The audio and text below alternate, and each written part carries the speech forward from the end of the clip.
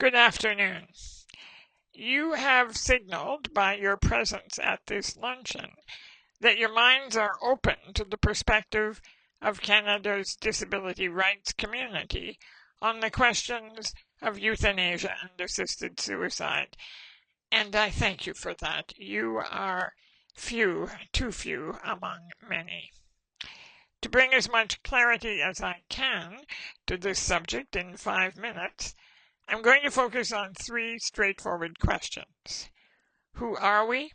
What do we want? And what does this require of you? First, who are we? Well, we are no strangers to the democratic process. You know us. We are accountable, directly accountable, to hundreds of thousands of Canadians with disabilities and their families. Through our affiliations, for example, with the Council of Canadians with Disabilities and the Canadian Association for Community Living, we speak with the authority of a social movement that has its roots in the quest for justice, fairness, and decent conditions of life. We are the measure of this country's constitutional honor.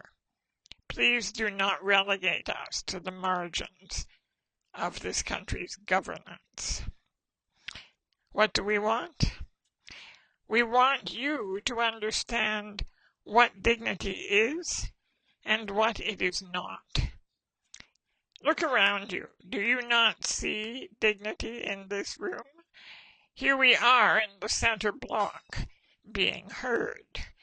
No one would suggest that our lives are undignified because of the particular ways our naked bodies were handled by caregivers this morning, or because of the tubes flowing in and out of our bodies as we speak with you. We have disabilities. We also have dignity. But that dignity does not spring from some great fortress of determination within us. No, dignity doesn't work like that. It is much more fragile. See me as anything but your equal in human worth, and at that moment you will have robbed me of my dignity. Speak of willful death as a reasonable choice for anyone who must be handled and hooked up as I am, and my dignity will be undermined.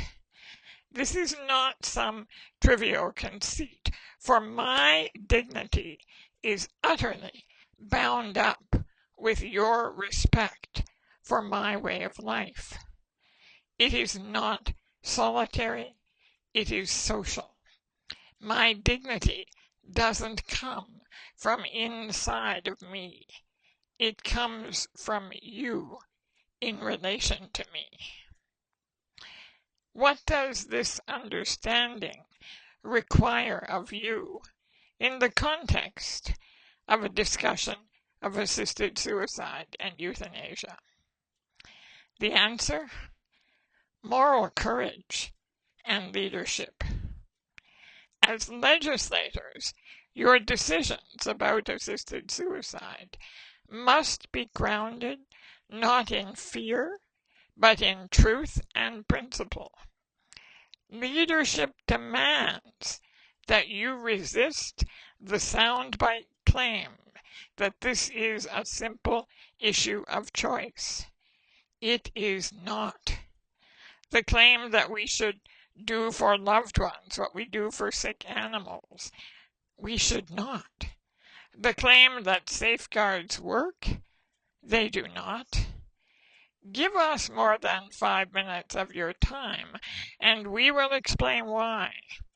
Seek us out, or sit down alone in places where truth can find you, and rigorously examine the preposterous notion that death is noble, but dying is not, or that our physical and cognitive powers are the source of our human dignity. This is an issue of choice, at the heart of the debate, but it is not an issue of privileging some with a greater menu of options regarding the precise time and manner of their death. No, rather, it is an issue of choosing between competing social visions. Shall we submit to the voracious demands of individual liberty no matter what the social cost? Or shall we agree that there are limits to individual freedom, limits that serve all of us when we are vulnerable and in decline? Let us seize this moment to affirm that all states of living are worthy of protection. Please do the hard work, speak the hard truth, take the decision that makes us better. That is what leaders do, and we ask nothing less. Thank you.